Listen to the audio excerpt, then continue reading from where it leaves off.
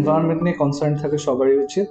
As in আমরা just for today's generation আমরা ওয়ার্ল্ডে লিড করতেছি না, ফিউচার একটা জেনারেশন আমাদের ইসে আসবে, সো ওদের জন্য আমাদেরকে প্রিজার্ভ করতে হবে এনভায়রনমেন্ট। অ্যান্ড অপিনিয়ন যদি জানতে চান, অফকোর্স বলবো স্পেশালি আমাদের কান্ট্রিতে there are some green practices, especially with some big companies like Aarong আছে, ব্র্যাক বলতে পারেন, আর ডিফারেন্ট এনজিওস আছে যারা হচ্ছে গ্রিন প্রমোশন করে। সো ওদের সাথে আমরা অ্যালাইন করে বা ওদের জিনিসগুলো ফলো করে আমাদের রিয়েল লাইফ কাজ করতে পারি। আবার হচ্ছে আমরা এনার্জি সেভ করতে পারি বা যেগুলো হচ্ছে environment friendly products, so we should use that particular things actually.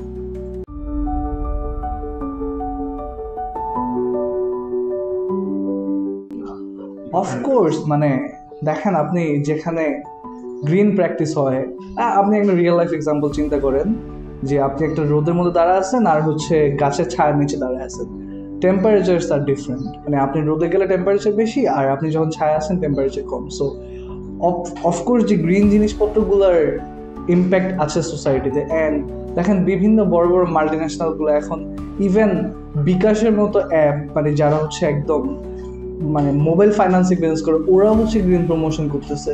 আবার যারা ম্যানুফ্যাকচারিং বিজনেস করতেছে ওরাও গ্রিন প্রমোশন করতেছে। সো এটা সোসাইটিতে অফকোর্স সবাইকে মোটিভেট করতেছে এবং আমাদের লাইফস্টাইল চেঞ্জ করার ক্ষেত্রেও ইম্প্যাক্ট ফেলতেছে।